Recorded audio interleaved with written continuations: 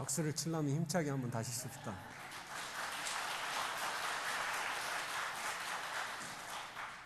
저번 주에 칭찬을 했더니 갑자기 더 성가대가 잠깐 성악을 전공하신 분들을 모시고 온 것인지 너무나 잘하죠. 다시 한번 힘차게 박수합시다.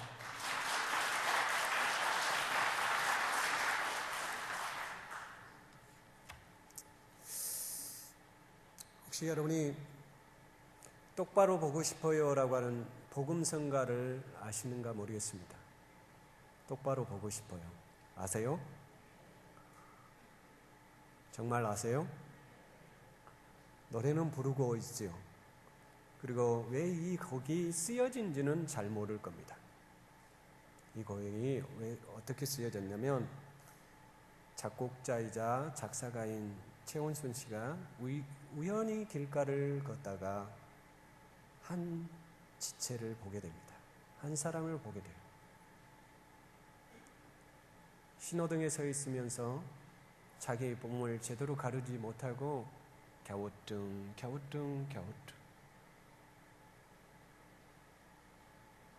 도대체 왜 저럴까? 가만히 유심히 살펴보니까 정상인이 아니고 지체 장애인이었습니다.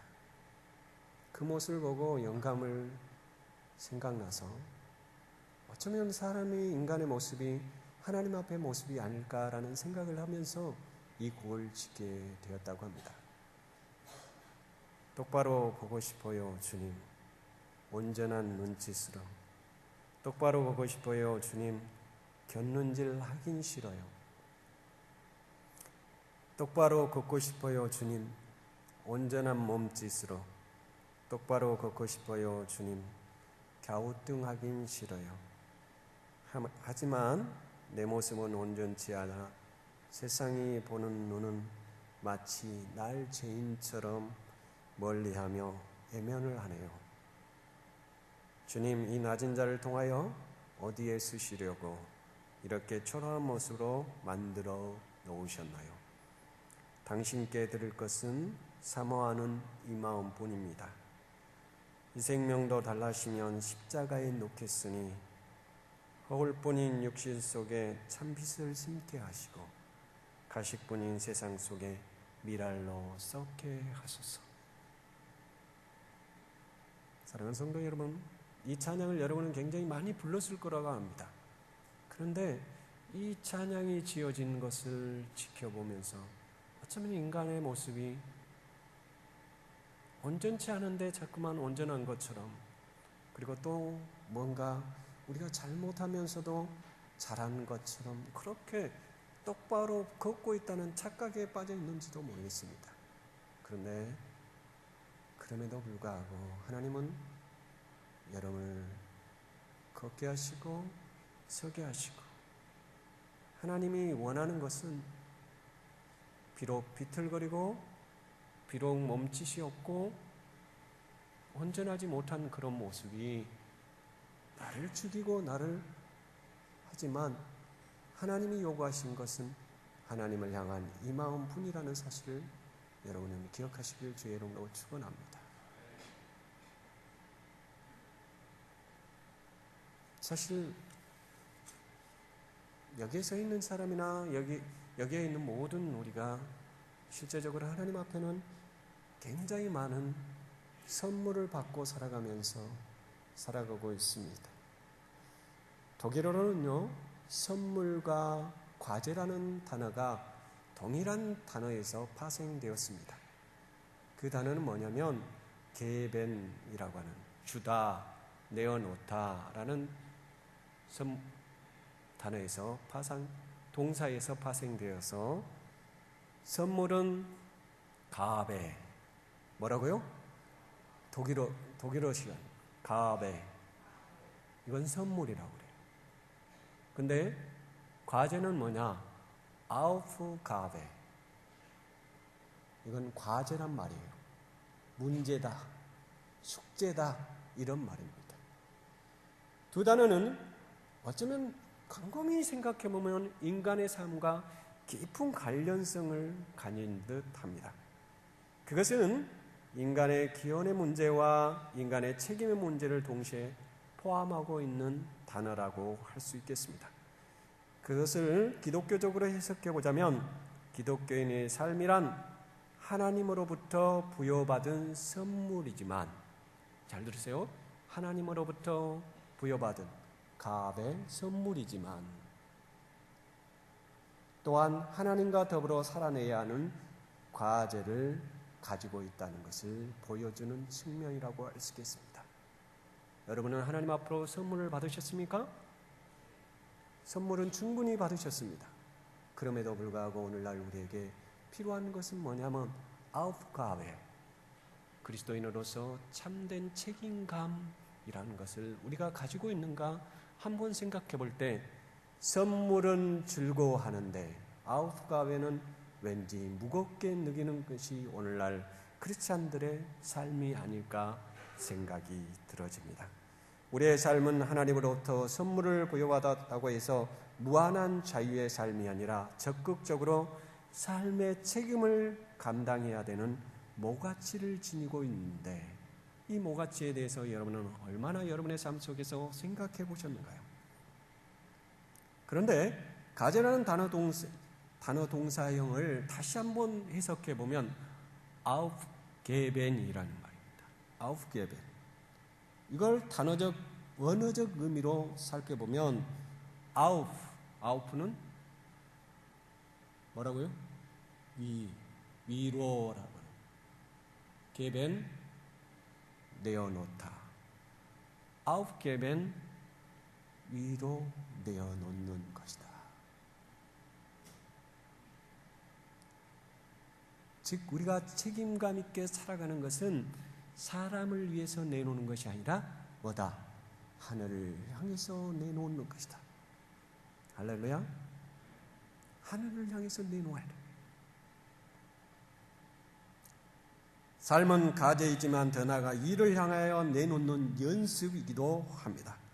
그러므로 기독교인의 삶은 최선을 다해 수행할 과제이면서도 역시 최후에는 손을 들고 하늘을 향해 자기 것을 완전히 포기해버리고 맡기는 삶이라고 할 수 있습니다.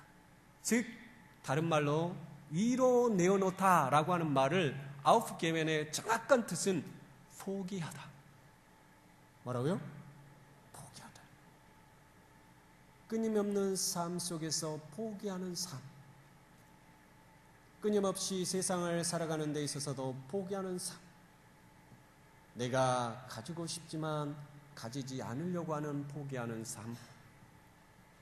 내가 충분히 누릴 수 있는데도 불구하고 누리지 않으려고 하는 그러한 포기하는 절제된 삶. 이것이 바로 우리에게 주어진 과제이자 하나님 앞에 내놓는 연습이라고 할 수 있겠습니다.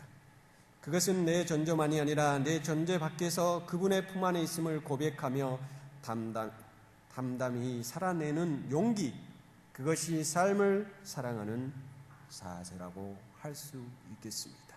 그것이 바로 크리스천이다 라고 할 수 있는 겁니다.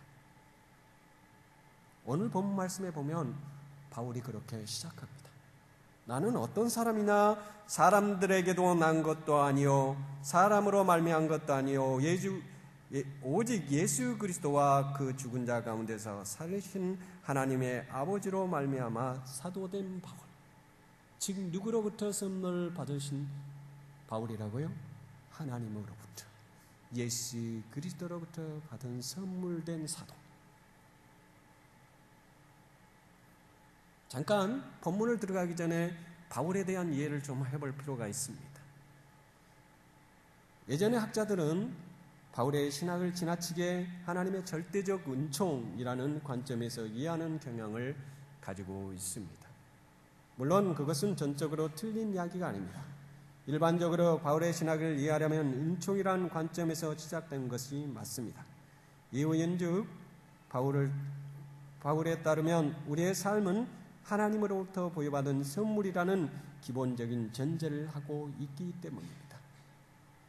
사실 선물이라는 단어를 다르게 표현하면 바로 은총이라는 단어와 맞바꿔 쓸 수 있는 단어이기 때문입니다. 즉 오늘날 우리에게 서 있는 이 자리에 있는 모든 자가 바울과 동일하게 하나님으로부터 은총을 받은 자요, 또한 하나님의 선물 속에 있는 자들이고, 그렇기 때문에 당연히 우리의 모든 삶의 순간순간이 누구냐? 바로 하나님의 선물된 삶이다.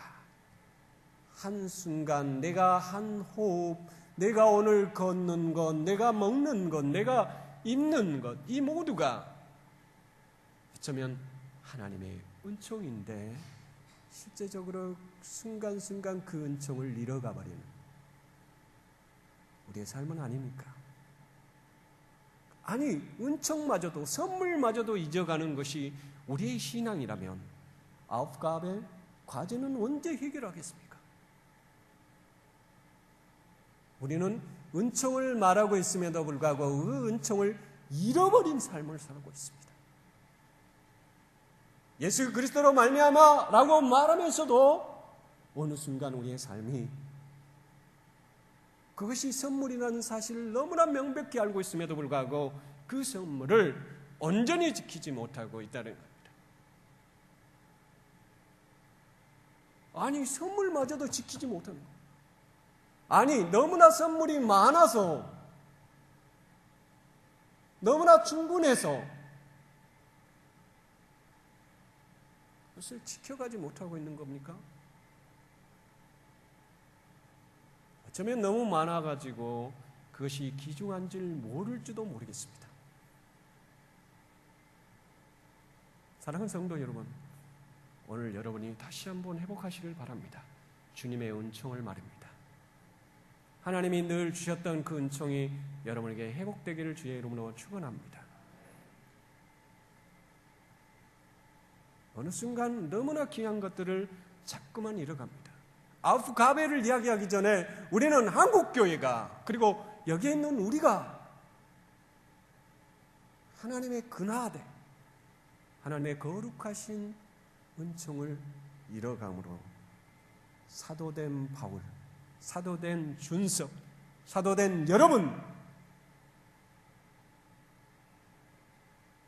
그것이 사도된, 아니 크리스찬이 된 우리, 이 속에 숨어있는 하나님의 은혜가 여러분에게 충만하기를 소원합니다. 말씀을, 오늘 본문 말씀에서는 바울은 분명히 말합니다.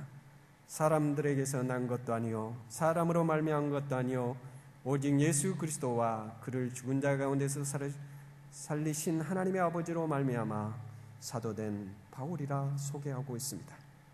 이 소개에서 보듯 그의 삶은 일반적인 사람에게도 특별한 사람에게도 기원하지 않았고, 바울은 그 삶을 오직 예수 그리스도와 부활을 주관하신 하나님에게서 기원했음을 밝히고 있습니다. 그의 인생은 예수 그리스도와 하나님으로 말미암은 것입니다. 아니요, 목사님, 바울은 사도니까 그래야죠. 그게 맞습니까? 다시 한번 우리가 읽어보자면 이렇습니다.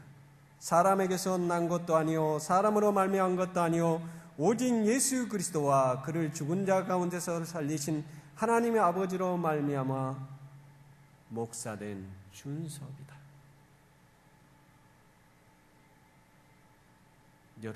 여러분도 예외가 아닙니다. 우리 모두가 하나님으로부터 말미암았다는 이 선물이 외가 아니라는 겁니다. 여기에 크리스찬들의 자존심이 있습니다. 여기에 살아있는 크리스찬들의 정체성이 있는 겁니다. 근데 그래서요, 원래는 실제적으로 바울은 베드로와 같이 예수님의 직접적인 제자가 아닙니다. 여러분 너무나 잘 알고 있죠. 그런데요, 바울 속에 베드로가 고백했던 바울 신앙, 베드로가 말했던 그런 신앙이 많이 바울에게 숨어있는 내용들이 바로 이 본문에서 이야기하고 있는 겁니다. 베드로가 뭐라고 말했냐면 마태복음 16장 16절에 주는 그리스도시요 살아계신 하나님의 아들입니다. 예수로 말미암은 사람들은 바로 주는 그리스도시요 살아계신 하나님의 아들이랍니다라고 하는 이 신앙의 고백으로부터 출발한다는 겁니다. 여러분의 고백의 출발점이 뭔가 사람에게 나의 직업, 나의 권력, 나의 부호, 나의 재산? No. 성경에는 어느 곳에서 이런 것이 하나님의 은혜되다고 말하지 않았습니다. 하나님의 은혜는 바로 예수 그리스도 그분이라는 사실.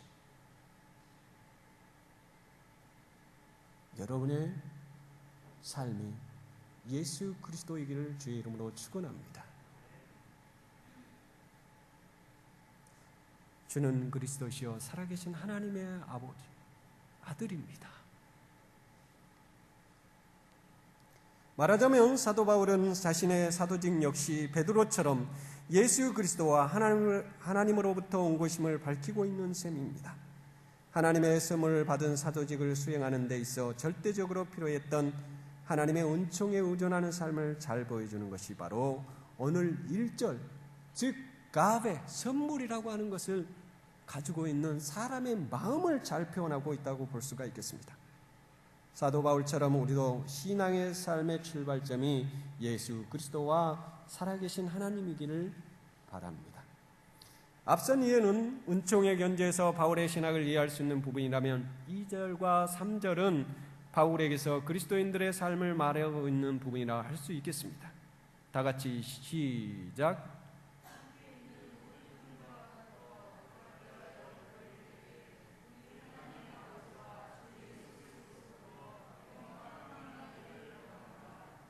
함께 있는 모든 형제로 더불어 갈라디아의 여러 교회들에게 우리 하나님 아버지와 주 예수 그리스도를 좇아 은혜와 평강이 있기를 원하노라.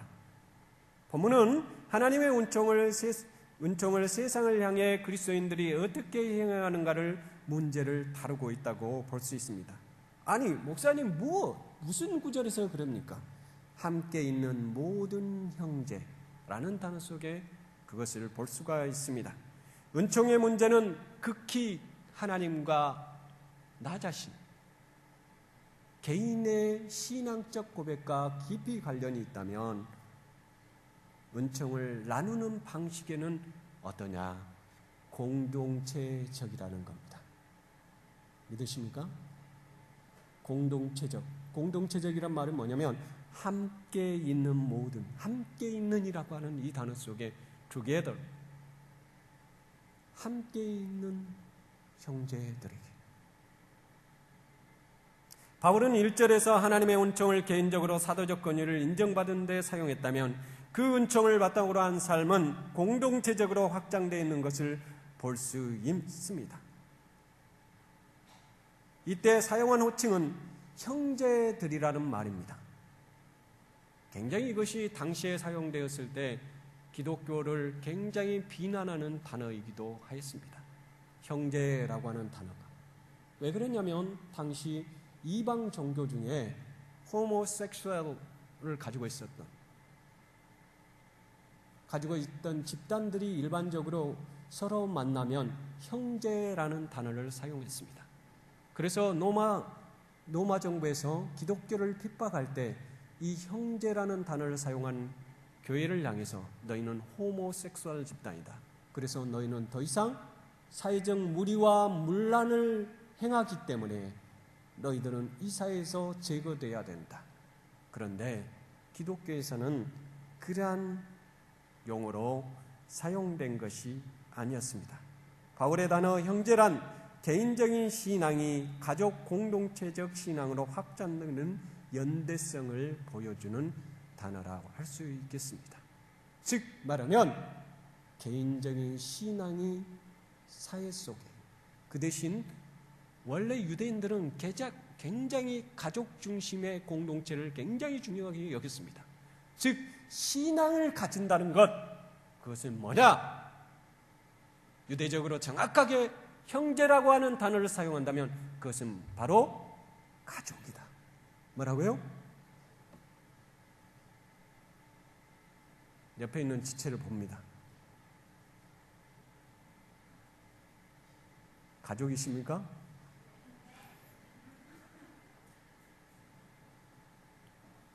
가족이시길 주의 이름으로 축원합니다. 가족인데 어렵지요. 예수 믿는 것이 쉽지 않습니다.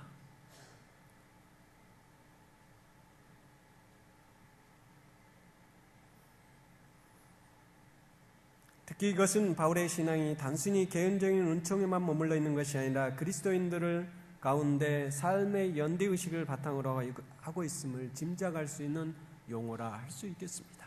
사랑하는 여러분, 여러분의 공동체 위에, 이 서강주 교회 위에 정말 주님의 가족된 공동체 의식이 함께하기를 주의 이름으로 축원합니다. 가족은요, 때로는 싸우기도 하고, 가족은 가끔 너무나 가까운데도 미워하기도 합니다. 그런데 결정적일 때는 그 속에 살아 숨쉬는 사랑이 있습니다. 그러죠? 이 한 해 동안에 정말 주의 공동체적 삶이, 아니 가족적인 삶이 이 서강주 교회 위에 있기를 주의 이름으로 축원합니다. 그래서 이 교회에 들어오면 모든 자들이 뜨겁고 따뜻하고 정말 애정이 넘치고 사랑이 넘치고, 이 교회에 오면 느낌이 다르다. 이 교회에 오면 삶이 다르다. 전혀 아멘 안 하시네.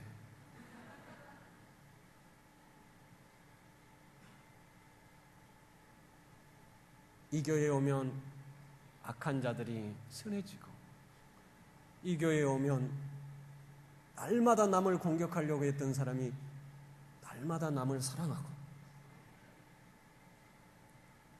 그래지는 주의 은총이 함께하기를 바랍니다. 뭐 별거 있겠어요.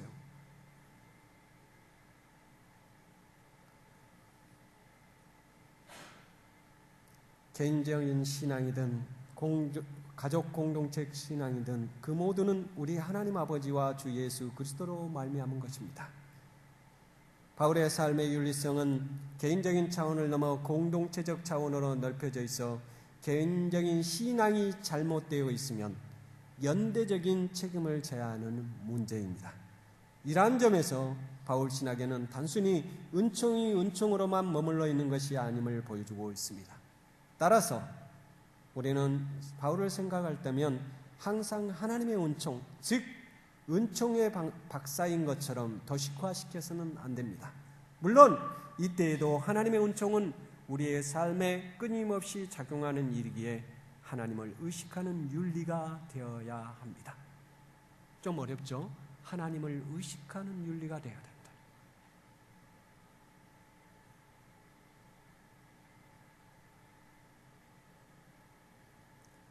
이때 필요한 의식은 4절, 5절에 아주 너무 잘 나와 있습니다.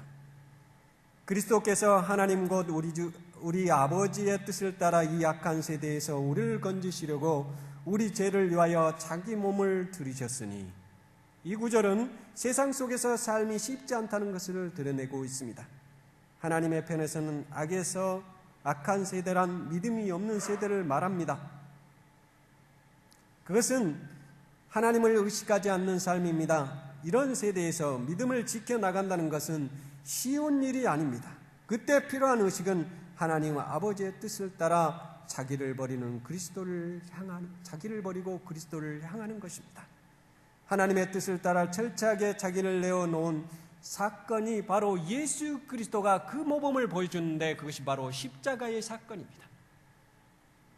끊임없이 자기를 십자가에 올려놓으시기를 주의 이름으로 축원합니다. 그 사건 앞에 우리는 겸허하게 무릎을 꿇어야 할 것입니다. 예수 그리스도는 스스로 하나님이신 분이 하나님의 뜻을 행하기 위해 오직 위를 향해 자기를 aufgeben, 자기를 내어놓았습니다. 오늘 성경에도 분명히 자기 몸을 들이셨으니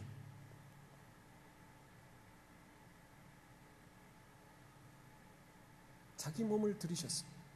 그 자기 몸을 들인 것이 자기를 위한 것이 아니라 누구를 위한 겁니까? 온 인류를 위하여 주었다는 겁니다. 어느 날 책을 보다가 아주 여기에 적절한 예화가 될 것 같아서 오늘 그 예화를 한번 들어볼까 합니다. 어느 시오는 부부가 결혼을 했습니다. 그런데 선물을 받았습니다. 그 선물을 받은 것이 뭐냐면 바로 새. 어미새와 새끼 새 2마리가 있었던 새였습니다. 차디찬 겨울밤이었습니다. 항상 빛을 발하고 오전에 새장을 밖에다가 내놓고 걸어 나왔습니다. 그런데 어느 날 갑자기 이 신혼부부가 깜빡 잊어버렸습니다. 아플사 아침에 일어나서 새장이 갑자기 생각이 났습니다. 그 새장에 가서 딱 보고 나니 싸늘하게 어미새가 날개죽지를 벌리고 죽어 있는 것입니다. 그런데 2마리 새가 아기 새 2마리가 보이지 않는 겁니다. 죽어있는 어미새를 들춰보니 뿅아리같이 쫑쫑쫑 하면서 2 새가 밥을 달라고 큰 소리를 치고 있습니다. 즉 말하면 그 어미새는 그 아기 새들을 살리기 위해서 자기 날개죽지를 벌리고 그 아이들을 품고 자기만 얼어 죽었던 것입니다.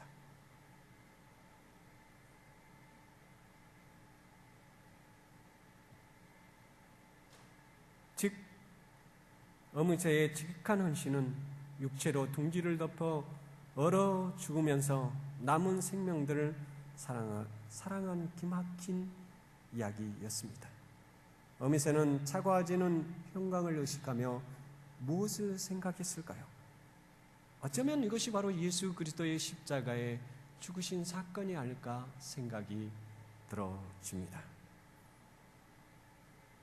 세상의 한파, 제약의 한파가 몰아닥쳐 모두가 죽음에 직면했을 때 차디찬 십자가의 몸을 던져 스스로 차가워지면서 세상이라는 둥지를 덮음으로 그 한파 속에서 뜨거운 혈육으로 솟게 한 하나님의 사랑을 세상을 향해서 날개죽지를 벌리신 예수 그리스도, 그가 오늘 자기 몸을 들으셨던 겁니다.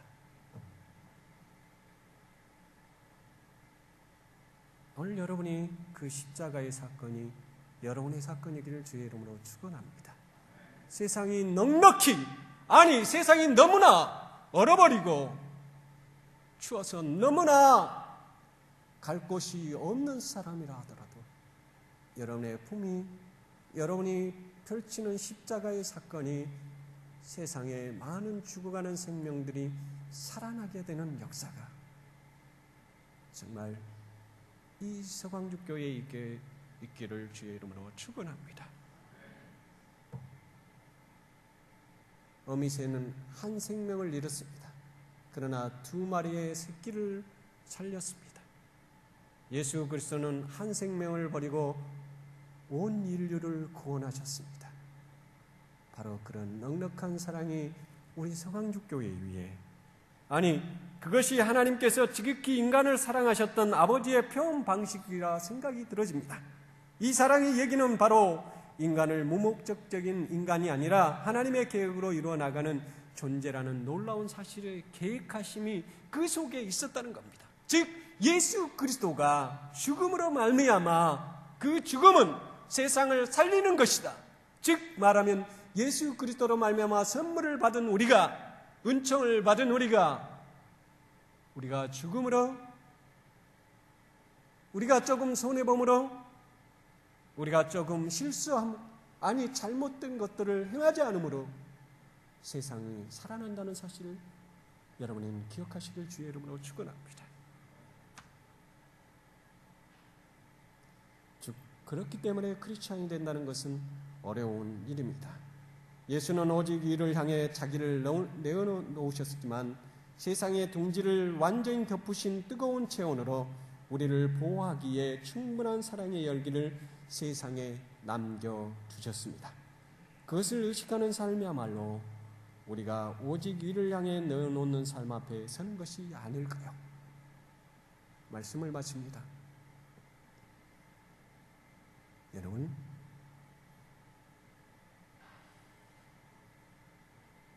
가베를 충분히 가지고 있습니까? 선물을 충분히 가지고 있습니까? 그러면 아우프가베도 하시기를 주의 이름으로 축원합니다. 크리스찬으로서 충분한 숙제를 풀어나가는 믿음의 사람들, 그것이 바로 오늘 From Jesus Christ, 독일어로 durch 예수 그리스도스, 라틴어로 per 크리스토스,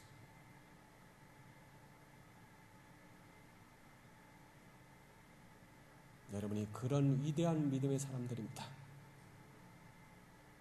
거기에서 여러분이 일어나시기를 주의 이름으로 축원합니다. 다 같이 기도하기 전에 똑바로 보고 싶어요 한번 부르고 우리가 잠깐 기도하도록 하겠습니다.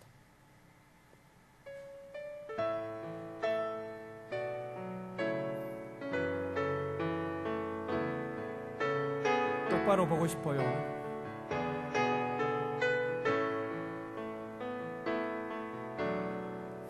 똑바로 보고 싶어요 주님, 온전한 눈짓으로 똑바로 보고 싶어요 주님, 견눈질하기 싫어요. 하지만 내 모습은 온전치 않아. 세상이 보는 눈에 마치 날 죄인처럼 멀리하며 외면을 하네요. 외면을 하네요. 주님, 이 낮은 자를 통하여 주님, 이 낮은 자를 통하여 어디에 쓰시려고, 어디에 쓰시려고 이렇게 초라한 모습으로, 이렇게 초라한 모습으로 만들어 놓으셨나요? 만들어 놓으셨나요? 당신께 드릴 것은, 당신께 드릴 것은 사모하는 이 마음뿐. 이 생명도 달라시며 영도 달라시며 십자가에 놓겠으니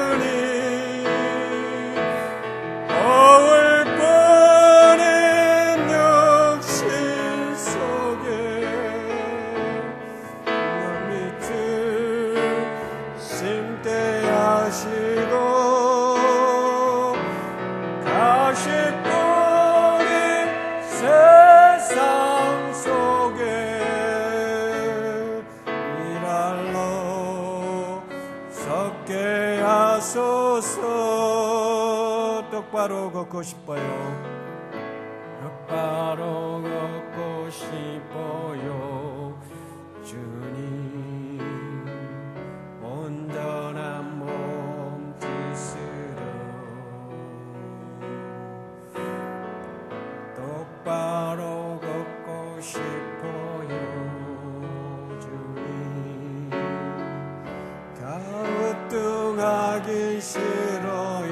하지만 내 모습은 온전치 않아. 하지만 내 모습은 온전치 않아. 세상이 보는 눈을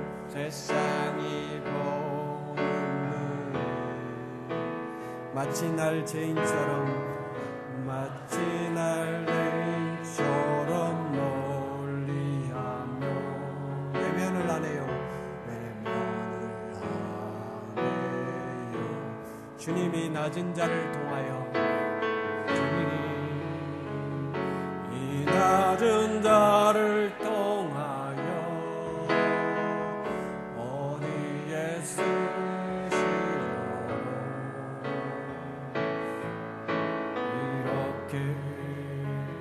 초라한 모습으로 만들어 놓으셨나요? 당신께 드릴 것은 사모하는 이 마음뿐. 이 생명도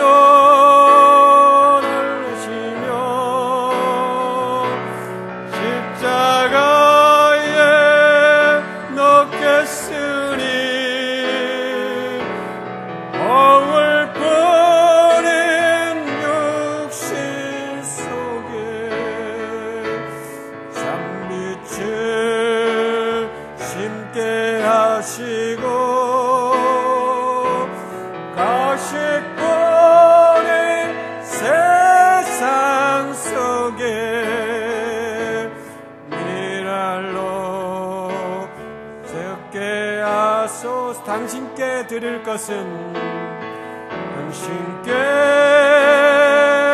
드릴 것은 사모하는 이 마음뿐. 이 생명도 달라시면 십자가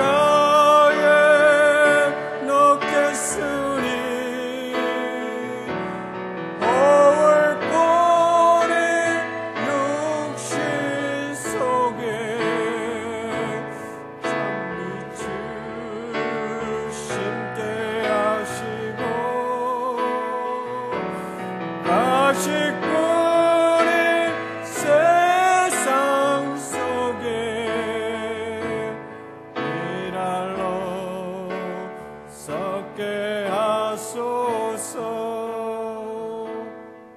간주만 해주세요. 잠깐 기도하겠습니다.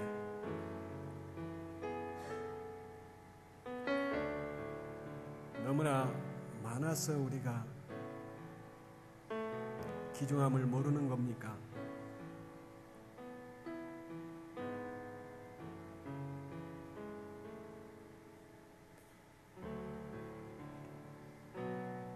다 같이 기도하겠습니다. 주님, 다시 한번 은총을 회복하기를 원합니다. 다시 한번 하나님의 과제를 진정으로 알기를 원합니다. 잠깐 기도하겠습니다.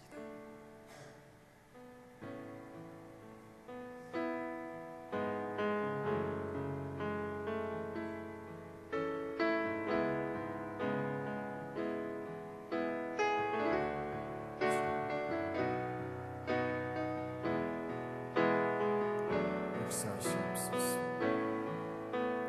주의 성령이 불어주시옵소서.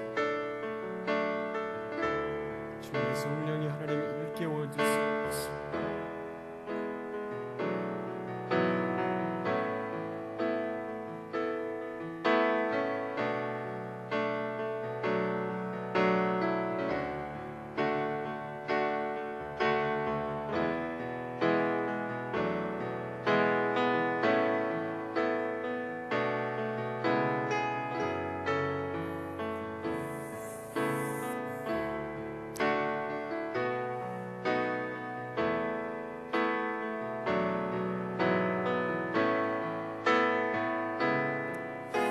하나님, 도우시기를 소원합니다. 이제 우리가 하나님 예수 그리스도로 말미암은 것이 무엇인가를 알았습니다. 은총이 풍성하기를 원합니다. 그 속에 따르는 하나님의 과제도 풍성히 깨닫기를 소원합니다. 하나님, 이 소강적 교회 위에 주님의 성령이 다시 한번 몰아쳐 주시옵소서. 아픈 자들의 위로가 되게 하시고 상처받은 자의 하나님의 따뜻한 사랑이 넘쳐날 수 있도록 하나님 도와주시옵소서. 하나님의 어루만짐이 이 교회 위에 함께하기를 소원합니다. 출타하신 목사님, 하나님 안전으로 지켜주시고 귀한 종이 되돌아와서 사역을 할 때에도 하나님의 선하심이 함께할 수 있도록 도와주시옵소서. 감사를 드렸고 예수 그리스도를 맞들어 기도합나이다. 다 같이 똑바로 보고 싶어요.